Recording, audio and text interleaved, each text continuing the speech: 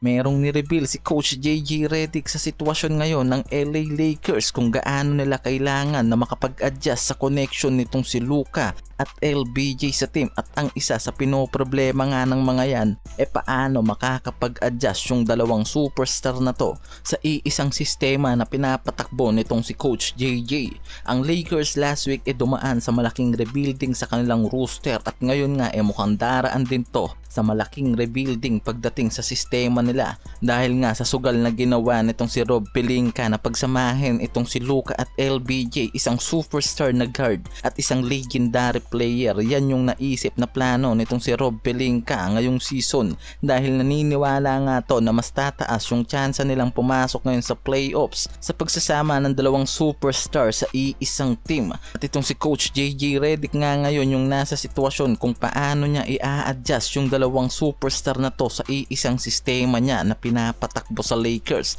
dahil kinakailangan ng araw ng mga to ng mabilisang adjustment lalo't papalapit na ang play-in season. Yan ngayon yung tinatrabaho nitong si Coach JJ sa LA Lakers. Lalo't alam naman natin na halos parehas na nagiging playmaker itong si Luka at LBJ at team leader sa kanilang mga team. Isa rin yan sa iniisip nila kung paano nga nila mai-a-adjust yung ganyang klaseng laro ng dalawang superstar na to sa iisang team. Kaya kita natin na sa first to third quarter game sinubukan ng Lakers na hindi pagsabayin itong si Luka at LBJ sa nangyaring laban nila kontra sa Denver Nuggets, at nagkaroon nga ng mas magandang run itong si Luka kung hindi niya kasabay itong si LBJ sa loob ng court, at yan mismo yung ginawa nga nila. And so far mga pare ko naging effective nga yung ganyang sistema nitong si Coach JJ Redick. And sa naging laban nga nila kontra dito sa Denver, gumawa lang naman itong si Luka ng solid 30 points, 10 rebounds and 7 assists, and so far ito yung career high niya sa LA Lakers. And siya mismo mga pare ko yung nag-operate ng opensa ng LA Lakers at nakuha nila yung panalo, at mismong sa fourth quarter nga lang rin sila pinagsabay dyan ni LBJ.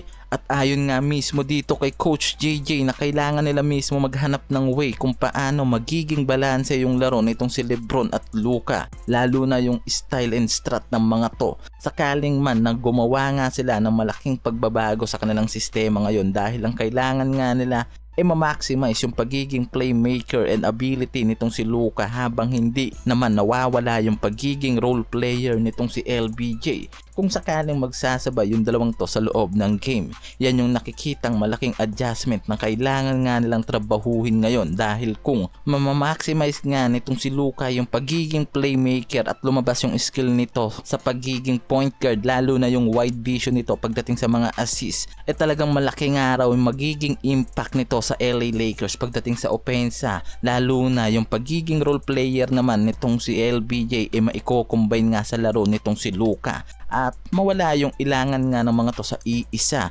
Paniguradong mas magiging matindi pa nga lalo yung offensive depth nila sa Western Conference, at yan yung nakikita nitong si Coach JJ. At una nga nilang sinubukan dyan ngayon wag munang pagsabayin itong si Luka at LBJ sa loob, and so far mga pare ko naging successful yan, at nakita mismo sa naging laban nila kontra sa Denver at mas tumaas yung offensive run nitong si Luka. Sa kabilang dulo mga pare ko mas naging masaya si Butler ngayon sa GSW, at may malakas na umpisa ang Warriors ngayon. Meron 4 out of 1 scenes na maglaro sa kanila itong si Butler, at mas tumaas yung offensive at defensive ratings ng mga to ngayon at nasa Butler era ng araw ang Warriors. Bago pa dumating si Butler sa GSW, meron na yung mga to na 111.6 offensive ratings na dahilan kung bakit nalagay sa pang-19 sila sa overall team standing, at litaw nga ngayon na mas naging efficient yung offensive rates ng mga to simula nang maugnay nila yung all-star player na si Butler sa kanilang roster,